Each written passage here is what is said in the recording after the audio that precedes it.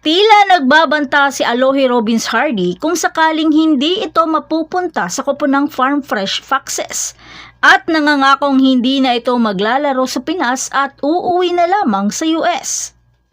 Kaya mariing nitong sinabi ng maaga para malaman ng lahat na ang katapatan nito ay na kay Sir Frank lamang. Pero ang tanong, makakapaglaro kaya ito gayong wala naman siya sa PVL Draft?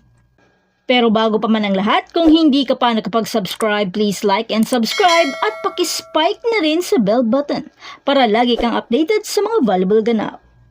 Nangako si Alohi na uuwi na lamang ito kung hindi ang Farm Fresh ang magiging kuponan na pipili sa kanya sa PVL Draft.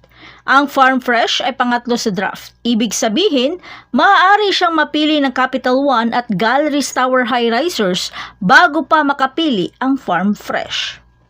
Nagbigay sa Alohi Robbins Hardy ng mahigpit ngunit kakaibang babala sa mga kuponan ng PVL na interesado sa kanyang serbisyo sa draft night. Para sa Phil Hawaiian setter, ito ay isang mabigat na statement na Farm Fresh lang o wala.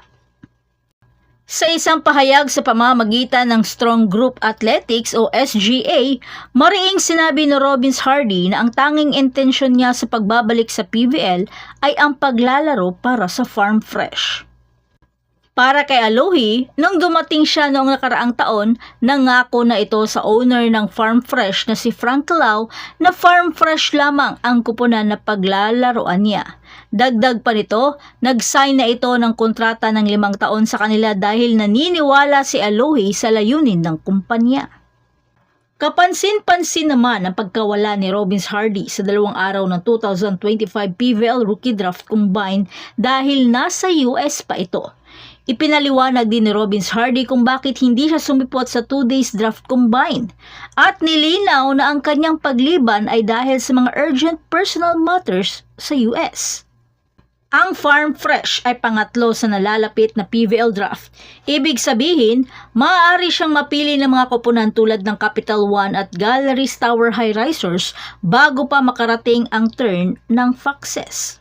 Noong nakaraang taon, ang kanyang plano na bumalik sa PVL bilang isang free agent signing ay nabigo dahil sa mga alintuntunin ng liga hinggil sa pagiging karapat-dapat. Kaya pansamantala na muna itong naging deputy coach sa Farm Fresh at University of the Philippines na parehong nasa ilalim ng SGA o Strong Group Athletics. At dahil ang draft na lamang ang paraan para makapaglaro siya sa PVL, sinabi ni Robbins Hardy na wala siyang magagawa kung hindi ang umalis muli sa Philippine Volleyball kung hindi siya mapupunta sa kampo ng Foxes. Pagdidiin pang sinabi ni Alohi na kung ibang team ang pipili sa kanya, babalik na lamang ito sa US at magpapatuloy sa kanyang karera sa ibang bansa.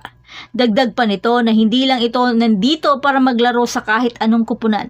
Bumalik si Alohi para sa Farm Fresh at doon lamang ang puso nito.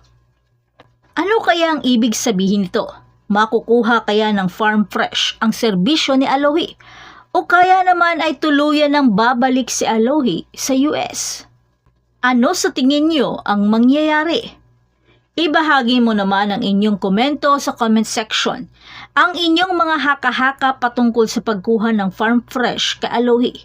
At huwag kalimutan i-like ang video nito at mag-subscribe para sa karagdagang update sa PVL. At pindutin ang notification bell para hindi kayo ma-miss ang mga susunod na content. Salamat sa panonood. Hanggang sa susunod.